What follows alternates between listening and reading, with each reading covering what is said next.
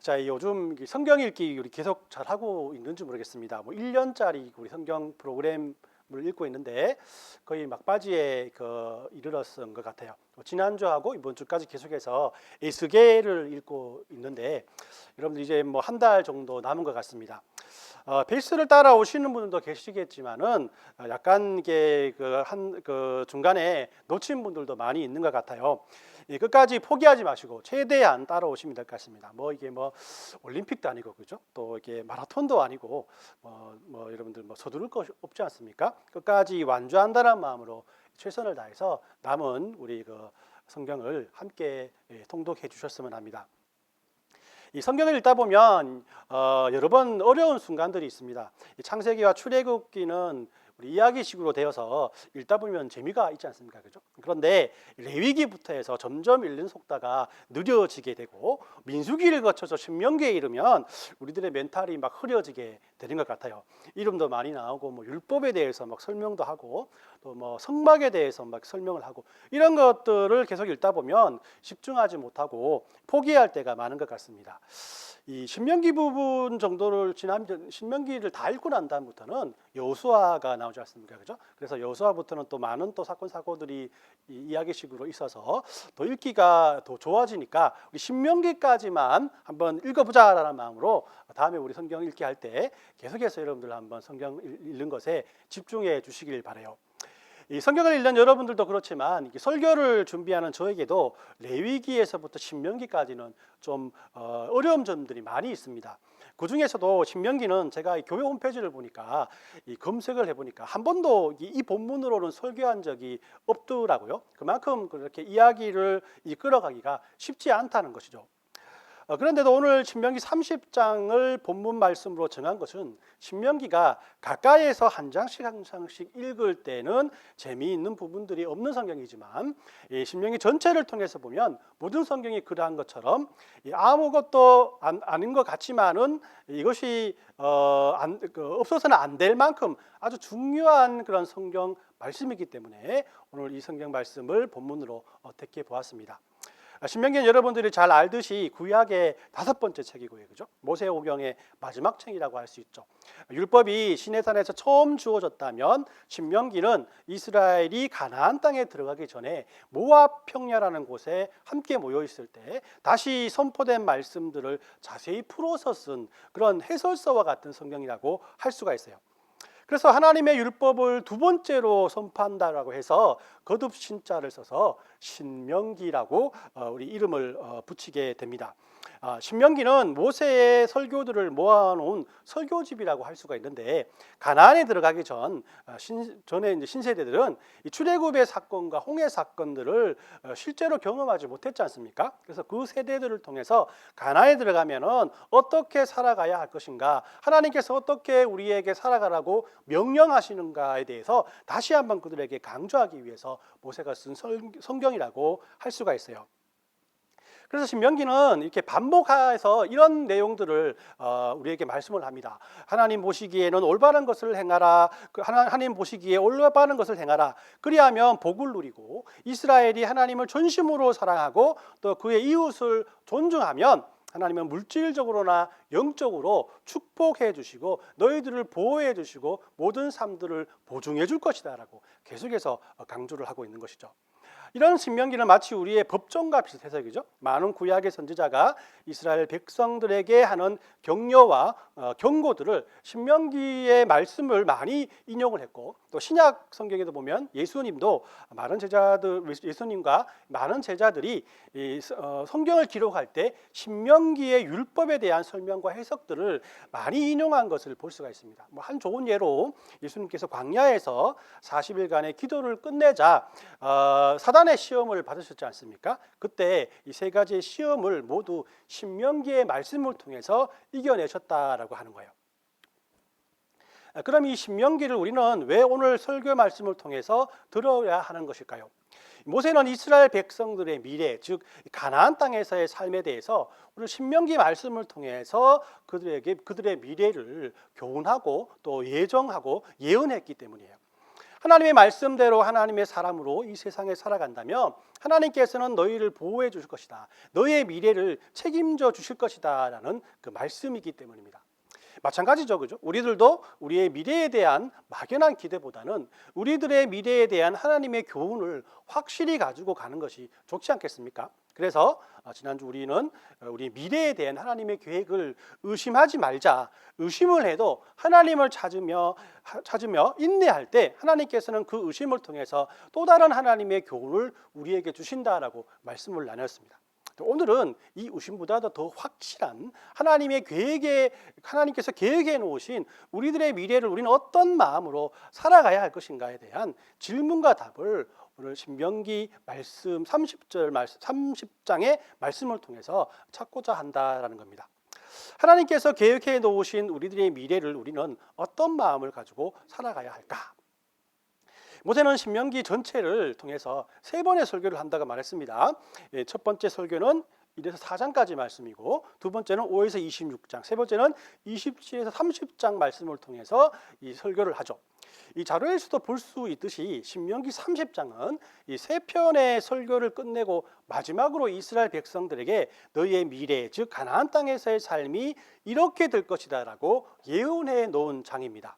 여러분, 이 모세가 결론적으로 내어놓은 이스라엘 백성들의 미래가 어떠할 것이다라고 말씀해주고 있는 것일까요? 이 시편 신명기 30장에서 보는 이스라엘 백성이 가나안 땅에 들어가서 살아갈 그의 미래에 대한 이 3가지 예언을 통해서 한번 알아보도록 하겠습니다. 첫 번째 예언은 바로 이런 겁니다. 너희는 결코 실패할 수밖에 없다라는 예언이에요.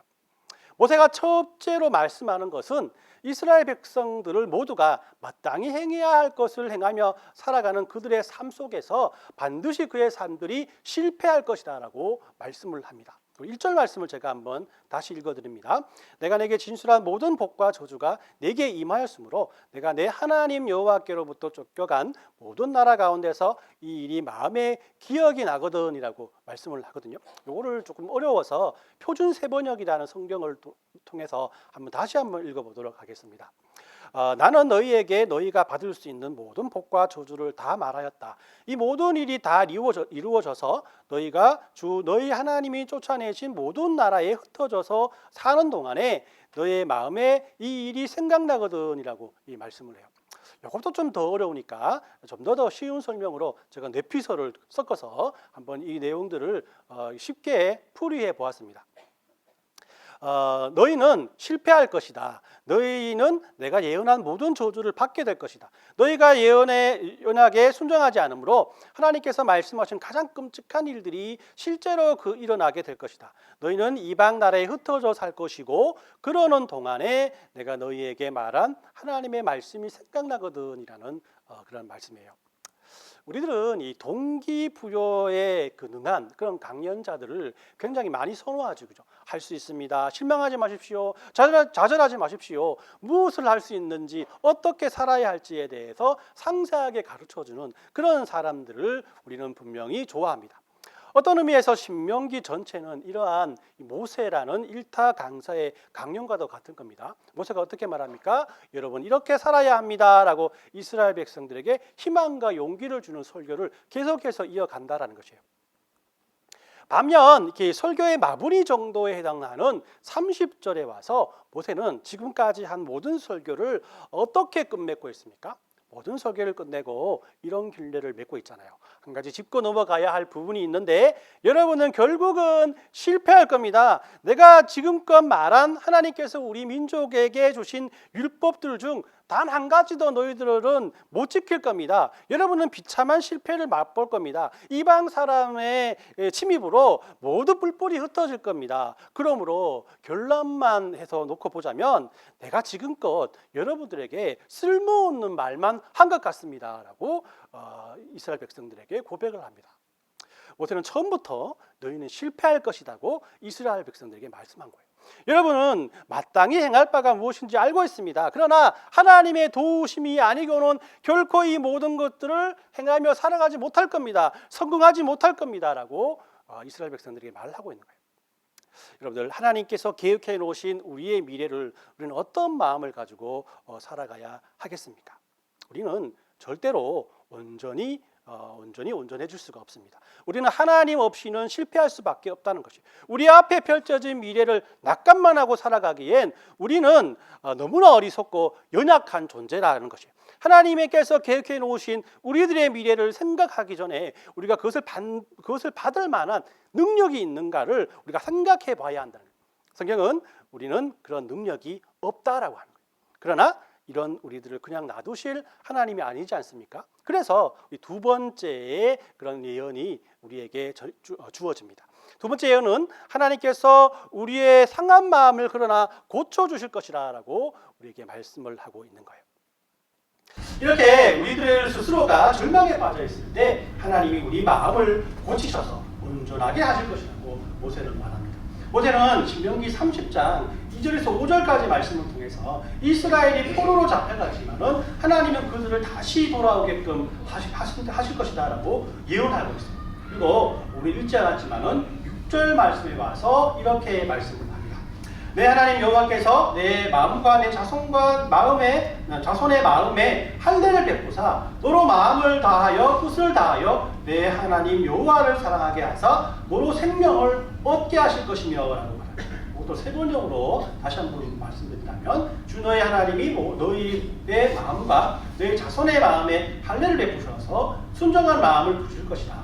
그리하여 너희가 마음을 다하고 정성을 다하여 주 너희 하나님을 사랑하며 살 수 있게 하실 것이다 라고 말씀합니다. 이 모세가는 이 신명기 이후에 이스라엘이 이 가나안 땅에서 살아갈 미래에 대해서 우리에게 말씀을 하는데, 흩어졌던 이스라엘 사람들을 하나님께서 다시 모아서 하나님의 말씀대로 살아가는 순종하는 마음을 주실 것인데, 마음에 할례를 베푸셔서 그렇게 하나님을 사랑하며 살아갈 수 있는 마음을 더해 주실 것이라고 말을 하는 겁니다. 이런 거죠. 이 차를 타고 가다가 과속을 했습니다. 분명히 과속이에요. 그래서 그 과속을 인정하고 경찰한테 걸려서 딱지를 받습니다. 분명 딱지를 받는 것이 당연함에도 불구하고 어떻습니까? 하루 종일 조금 예민하신 분들은 한 일주일간 마음이 상하지 않습니까? 이스라엘 백성이 내어 쫓김을 당한 이유는 하나님의 잘못이 아니잖아요. 그들이 하나님과의 언약을 깨고 하나님께 범죄했기 때문에 일어난 결과라는 것입니다. 그러나 이들의 마음은 지금 상해 있습니다. 하나님에 대해서도 나를 세우고, 그러나 이런 이스라엘 백성들의 마음을 하나님께서는 할례를 행하게 해서 다시금 하나님을 사랑하게 만드신다, 고치시고 싸매주신다는 말씀을 한다는 겁니다. 그러면 여기에서 이 할례라는 것에 대해서 우리가 잘 살펴볼 필요가 있습니다. 이 구약에서의 할례는 남자의 피를 자르는 것을 할례라고 설명하지 않습니까? 하나님께서 하나님의 백성들에게 할례를 주셔서 이 행동으로 말미암아 하나님의 자녀로서 구별되는 삶을 살라라고 그들에게 준 겁니다. 그렇다면 6절에 나와 있는 마음의 할례는 바로 무엇인가? 이 마음의 할례는 어떤 면에서는 그냥 우리가 알고 있는 할례와는 다른 의미가 아닌가라는 생각을 하게 되는 겁니다. 그래서 우리는 신약이 설명하는 어떤 할례의 의미에 대해서 한번 살펴볼 때 이 마음의 할례와 할례가 어떻게 다른가에 대해서 우리가 깨달을 수 있는 것이죠. 그래서 바울은 로마서 2장 29절 말씀에서 할례의 의미를 대해서 이렇게 말을 합니다.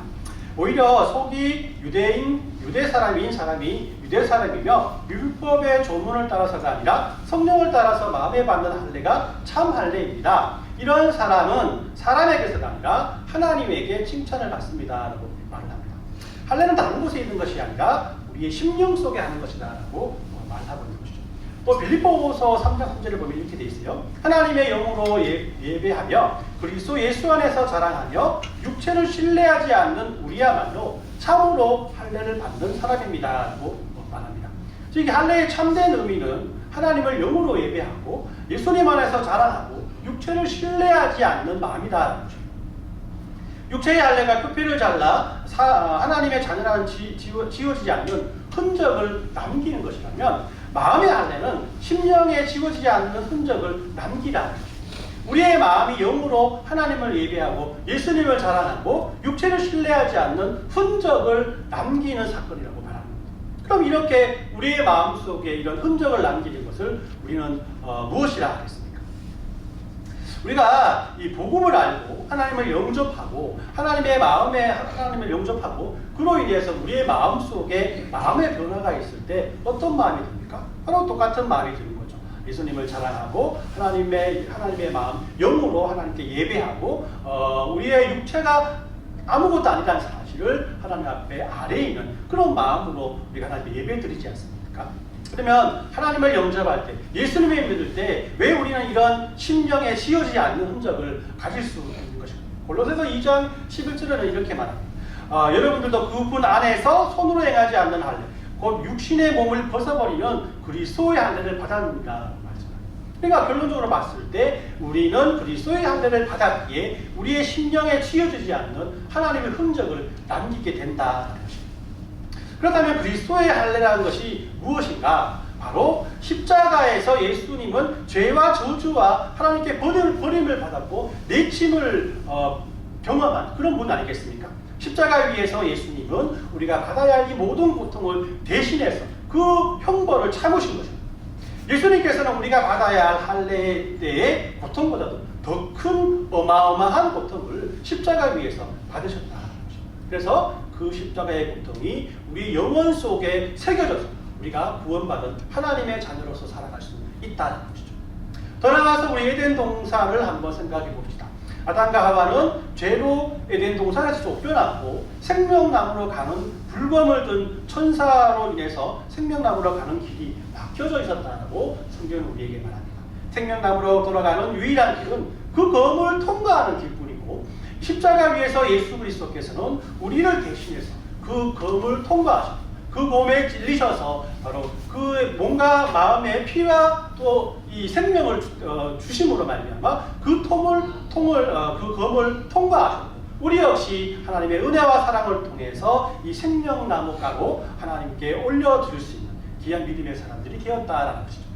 하나님께서는 너희는 실패할 것이라는 모세의 충격적인 말을 들은 이스라엘 백성들의 상한 심령의 마음을 할례를 통해서 하나님의 사랑을 경험하게 해서 다시 약속의 땅으로 돌아오게 할 것이라고 우리에게 말씀을 하고 있습니다. 이처럼 하나님께서 계획해 놓으신 우리들의 미래를 하나님과 함께하지 않으면 실패할 것이라는 현실을 인정하는 사람이라면 그 허전함과 상한 마음을 또 사랑과 하나님의 사랑과 은혜로 말미암아 회복시켜주시는 예수 그리스도의 능력을 우리가 실제적으로 경험하게 될 것이라는 것이죠. 마지막으로 이 세 번째로 하나님께서 이런 하나님의 마음을 이 복음을 통해 곧 예수 그리스도를 통해서 우리에게 그대로 이어질 것이라는 겁니다. 이 구약의 신명기의 이 말씀은 이스라엘 민족에게만 해당되는 말이기도 합니다. 그죠? 하나님께서 이스라엘 백성들에게 허락하신 그런 축복이라고 할 수 있습니다. 그러나 이 신약의 예수님을 통해서 우리에게 그대로 전해지기 때문에 예수 믿는 예수 그리스도를 통해서 하나님의 자녀가 된 우리에게도 똑같은 은혜와 축복으로 말미암아 우리가 하나님의 그런 은혜와 사랑들을 경험할 수 있게 된다는 것입니다. 하나님과 함께하지 않으면 실패할 것이고 실패의 공허함을 예수께서 십자가의 은혜로 채우셨다는 성경의 말씀은 오늘 읽지는 않았지만 신명기 30장의 뒷부분이 11절과 14절로 이어지게 됩니다.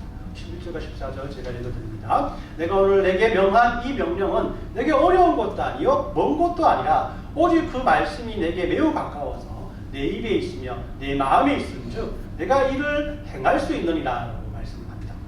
하나님의 말씀대로 살아라 이렇게 말씀을 하니까 사람들이 그런 말을 하죠. 하나님 말씀 어디 있습니까? 하나님 말씀이 하늘에 있으면 그 말씀을 가지고 하늘에 올라가야 하니까 그만큼 그 하나님 말씀이 어려운 것이 아닙니까? 바다 밖에 있으면 그것을 가지려고 위험한 바다를 건너야 하니까 너무 어려운 거 아닙니까? 라고 대꾸를 하지만 모세는 그거 아니다라고. 이 명령이 어려운 것도 아니고 먼 곳에 있는 것도 아니라 우리들의 입에서 우리들의 마음에 있는 것이기 때문에 너희들은 충분히 행할 수 있다라고 말씀을 하는 거예요. 이게 무슨 의미냐면은 하나님의 율법은 뭐하고 오묘하지 않다는 거예요. 하나님의 율법은 막 생각하고 고민할 것이 아니라는 겁니다. 하나님의 율법은 명확한 말씀일 뿐만 아니라 그것을 찾기 위해서 우리가 노력할 것이 아니라 이미 하나님께서는 이스라엘 백성들에게 벌써부터 전해준 말씀이었고 하나님께서 먼저 찾아온 말씀이다. 우리가 찾는 것이 아니다라고 말씀을 합니다. 이 말씀을 신약에서 바울은 로마서 10장 말씀을 통해서 그대로 인용을 합니다. 10장 8절에서 10절까지 말씀을 제가 읽어드립니다. 그러면 무엇을 말하느냐? 말씀이 내게 가까워 내 입에 있으며 내 마음에 있다 하였으니 곧 우리가 전파하는 믿음의 말씀입니다. 이 말씀이 바로 신명기 말씀을 그대로 인용한 것이죠. 내가 만일 내 입으로 예수를 주로 시인하며 또 하나님께서 그를 죽은 자 가운데 살리신 것을 내 마음에 믿으면 구원을 받으리라. 사람이 마음으로 믿어 의에 이르고 입으로 시인하여 구원에 이르리라 말씀입니다. 바울은 지금 오늘 우리가 읽은 신명기 30장 말씀을 다시 인용해서 말하되 믿기만 하면 된다는 것입니다. 우리가 하늘이나 바다에서 그 말씀을 찾기 위해서 노력할 필요가 없다. 하나님의 은혜로 일방적으로 주어지는 것이 하나님의 말씀이요 은혜이다. 하나님께 예배하는 마음, 하나님을 자랑하는 마음, 우리 육체가 전부가 아니라는 마음을 우리는 하나님의 말씀, 가까이 있는 하나님의 말씀을 통해서 경험하게 될 것이다 라고 이렇게 말합니다. 이것이 간단하게 우리는 무엇이라고 합니까? 복음이라고 말하죠. 모세는 앞으로 현재 우리에게 예수님의 십자가의 사역으로 우리에게 주어질 복음에 대해서 신명기 30장을 통해서 우리에게 예언하고 있다는 것입니다. 말씀을 정리합니다. 우리는 신명기 30장에서 모세가 이스라엘 백성들에게 한 마지막 발언에 대해서 우리가 살펴보았습니다. 모세는 이스라엘이 언약을 지킬 수 없고 지키지도 않을 것이며 이런 그들의 태도 때문에 가나안 땅에 들어가서 철저하게 이방 사람들에 의해 짓밟히게 될 것이고 여러 나라로 흩어졌다가 하나님께서 그들에게 마음의 한란을 허락하셔서 하나님께 감사하는 마음으로 다시 돌아오게 할 것이다. 회복하게 할 것이다. 라고 작심 발언을 합니다. 바울은 그때는 모르겠지만은 이후 사람들은 이런 이스라엘 백성들의 미래에 대한 하나님의 계획이 이스라엘 백성들뿐만 아니라 복음을 통해서 복음을 듣는 이 세상 모든 사람들에게도 그대로 이어질 것이라고 덧붙이고 있다는 것입니다. 자, 그러면 이런 일련의 사건들이 우리에게 시사하는 것이 무엇이겠습니까? 우리는 하나님께서 우리를 위해서 예비하신 우리의 미래를 장밋빛으로만 바라보고 준비하는 것에 있어서 너무 소홀할 때가 많다는 것을 우리의 삶 속에서 발견하게 됩니다. 물론 하나님께서는 우리의 미래를 우리가 생각하는 것 이상으로 준비해 놓으셨습니다. 하지만 우리는 우리의 마음이 해이해지지 않게 먼저 이런 마음을 가지고 우리 살아가야 한다. 우리가 살펴보았던 세 가지죠. 첫 번째는 하나님을 의지하지 않고는 우리는 결국 실패할 수밖에 없다는 것입니다. 그러나 하나님께서는 우리의 상한 마음을 고치실 것이며 이런 하나님의 마음은 복음 중 예수님을 통해서 우리에게까지 이어질 것이다라는 말씀입니다. 우리는 흔히 구원을 따놓은 상상이기 때문에 아무렇게나 살아도 된다라는 마음을 가질 때가 많습니다. 하나님께서 우리의 미래를 준비해 놓으셨다는 것을 생각하면 어떻게 좀 되겠지라는 생각을 가질 때가 많다는 거죠. 그러나 이런 마음은 이스라엘 백성들이 경험했던 것처럼 틀림없이 우리의 신앙을 실패로 돌아가게끔 이끌 것입니다. 그럼 우리들은 하나님의 예비하신 미래를 어떻게 살아가야겠습니까? 자, 믿음은 이 무한도전이 아닙니다. 무한도전이 되어서는 안 됩니다. 혼자 자기의 경험과 지혜로 나가는 것이 아니에요. 이렇게 무모하게 살아가면 틀림없이 우리는 실패할 수밖에 없습니다.